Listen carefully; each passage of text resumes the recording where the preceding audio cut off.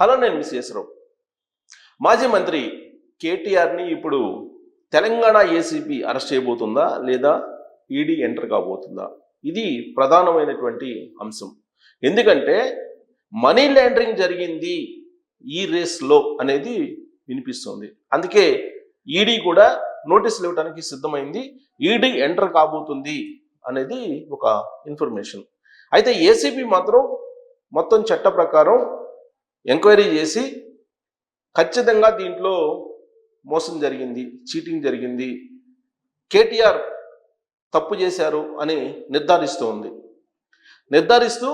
ఆయన్ని అరెస్ట్ చేయబోతున్నారు. తెలంగాణ ప్రభుత్వం ఆయన్ని అరెస్ట్ చేయబోతుంది అనేది వినిపిస్తూ ఉంది గత కొన్ని రోజులుగా కూడా. ఏ క్షణమైనా సరే కేటీఆర్ని అరెస్ట్ చేసే అవకాశం ఉంది తెలంగాణ ఏసీబీ అనేది వినిపిస్తుంది. ఇదే సందర్భంలో కేటీఆర్ ప్రెస్ మీట్ పెట్టారు. రేవంత్ రెడ్డికి వార్నింగ్ ఇచ్చారు. వెంట్రుక కూడా పీకలేరు అని చెప్పి ఆయన ఇచ్చినటువంటి వార్నింగ్. తెలంగాణ రాష్ట్రానికి ముఖ్యమంత్రిగా ఉన్నటువంటి రేవంత్ రెడ్డి గారిని కేటీఆర్ గారు ఇచ్చినటువంటి వార్నింగ్ని కనుక గమనిస్తే, మరి కేటీఆర్ గారు ఆత్మాభిమానంతో కూడినటువంటి అహంకారమా ఆ మాట వెనక, లేదంటే ఆత్మాభిమానం నుంచి వచ్చినటువంటి పదమా? కేటీఆర్ గురించి సహజంగానే చాలామంది ఆయన ప్రవర్తన శైలి గురించి, ఆయన అహంకారపూరితమైనటువంటి మాటల గురించి తెలంగాణ ఉద్యమకారులే చాలా సందర్భాల్లో ప్రస్తావించారు. మరి ఇప్పుడు తెలంగాణ ముఖ్యమంత్రి హోదాలో ఉన్నటువంటి రేవంత్ రెడ్డి గారిని పట్టుకొని నా వెంట్రుక కూడా పీకలేవు అని చెప్పి ఆయన అన్నారు అని అంటే, రేవంత్ రెడ్డి గారు ఏమి చేయలేరనేటువంటి అభిప్రాయమా? ఆయన తప్పు చెయ్యలేదు అనేటువంటి ధైర్యమా? ఆత్మాభిమానం నుంచి పుట్టుకొచ్చినటువంటి పదమా అది అనే దాని మీద ఇప్పుడు చర్చ జరుగుతుంది. అంతేకాదు, అసలు ఫార్ములా ఈ రేస్లో ఎక్కడ అవినీతి జరగలేదు, అసలు జరగకుండానే అవినీతి జరిగిందని చెప్తున్నారు. అసలు ఫార్ములా రేసే జరగలేదు, ఇంకా అవినీతి ఎక్కడ ఉందని చెప్పి కేటీఆర్ గారు ఉల్టా మాట్లాడుతున్నారు. దీని మీద చర్చకి అసెంబ్లీలో సిద్ధమా అని చెప్పి ఆయన సవాల్ చేస్తున్నటువంటి పరిస్థితి కనపడుతోంది. అంటే అసలు ఈ ఫార్ములా రేస్లో తప్పే జరగలేదా? ఎందుకు కేటీఆర్ గారు అంత ధైర్యంగా ఉన్నారు? వెంట్రుక కూడా రేవంత్ రెడ్డి గారు పీకలేరా కేటీఆర్ గారిది? నిజంగా ఆయన అంత నిజాయితీపరుడా అనేటువంటి ఒక చర్చ నడుస్తున్నటువంటి క్రమంలో 4 అంశాలు, 4 ప్రశ్నలు ఈ వేదిక మీద నుంచి కేటీఆర్కి మనం ప్రశ్నించడానికి, నిలదీయడానికి సిద్ధమైన క్రమంలో 4 ప్రశ్నలు ఆయనకి వేస్తున్నటువంటి క్రమం. ఈ 4 ప్రశ్నలకు కనుక కేటీఆర్ గారు సమాధానం చెప్పగలిగితే ఆయన నిజాయితీ పరుడా, లేదంటే ఫార్ములా ఈ రేస్లో అవకతవకలకు పాల్పడ్డారా అనేది మీరే ఒక అభిప్రాయానికి రావచ్చు. ఏంటంటే, ఒకటి, హిమాయత్ నగర్లో ఉండేటువంటి ఇండియన్ ఓవర్సీస్ బ్యాంక్ నుంచి ఫార్ములా ఈ ఆపరేషన్ సంస్థకి నిధులను మౌఖిక ఆదేశాలతోటి బదలాయించారా లేదా? ఇది నెంబర్ 1.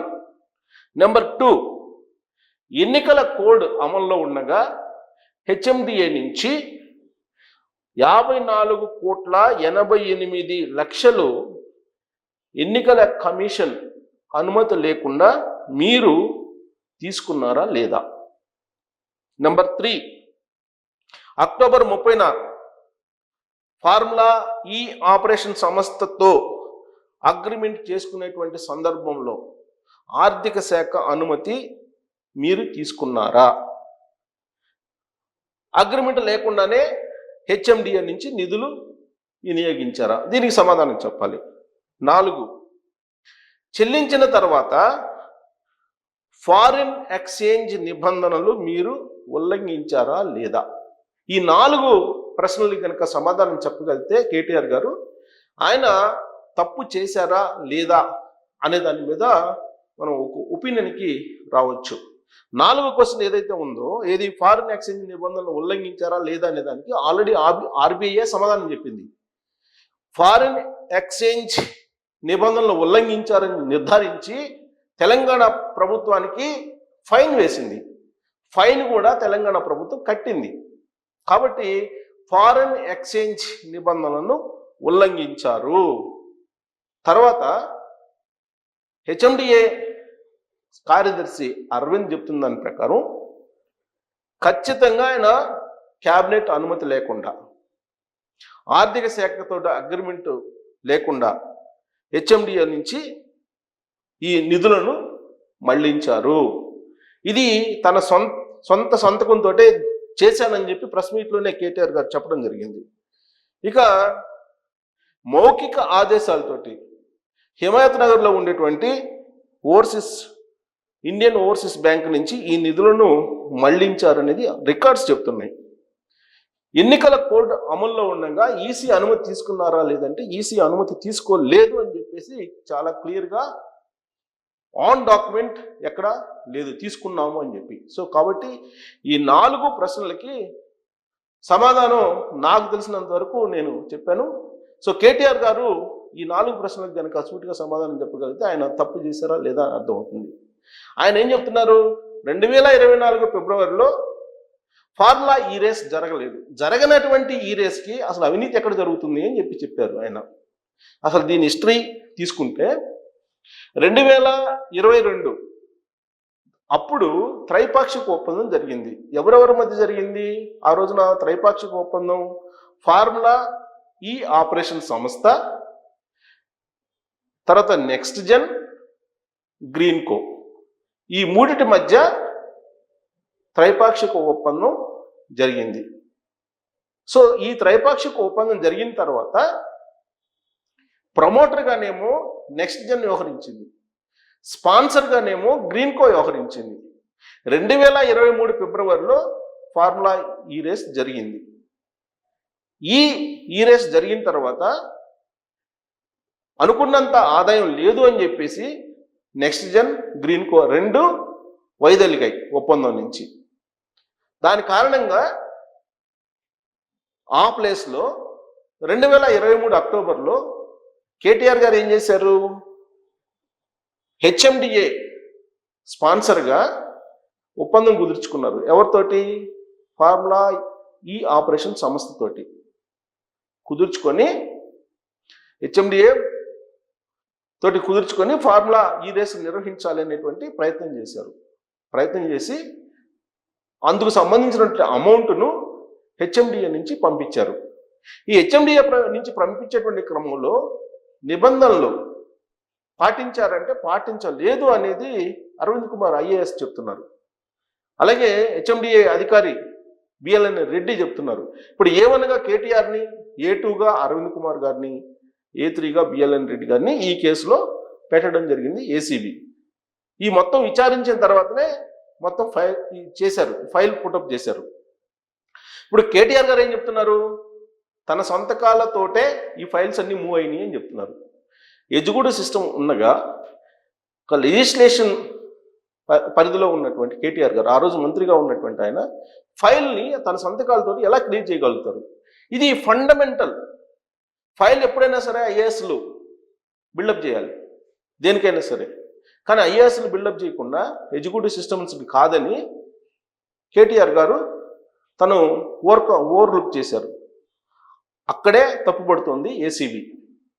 పైగా ఫార్ములా ఈ ఆపరేషన్ సంస్థ ఫారిన్ కంట్రీ, విదేశాలకు సంబంధించి ఫండ్ని విదేశీ కరెన్సీలో పంపించారు.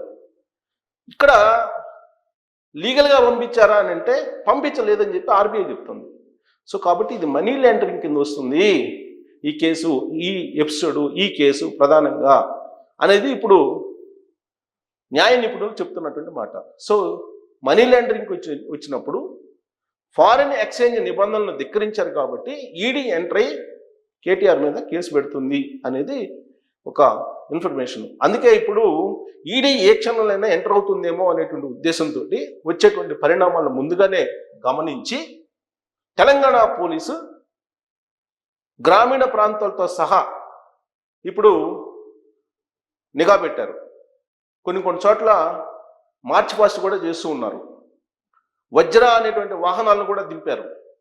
ఇదంతా కూడా కేంద్ర ప్రభుత్వానికి సంబంధించినటువంటి ఏర్పాట్లు అనేది కూడా ఇప్పుడు తెలుస్తుంది. ఎందుకంటే రాష్ట్ర ప్రభుత్వం ఇక్కడ ఉన్నటువంటి భద్రతా ఏర్పాట్లను ఒకవేళ చేయలేని పరిస్థితిలో కేంద్ర ప్రభుత్వానికి కూడా తెలియజేస్తుంది.